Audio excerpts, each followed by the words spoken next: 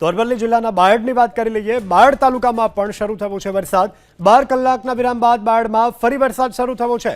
હાલ તો ફરી વરસાદ શરૂ થતા અને સારો વરસાદ પડતા ખેડૂતો ખુશખુશાલ છે।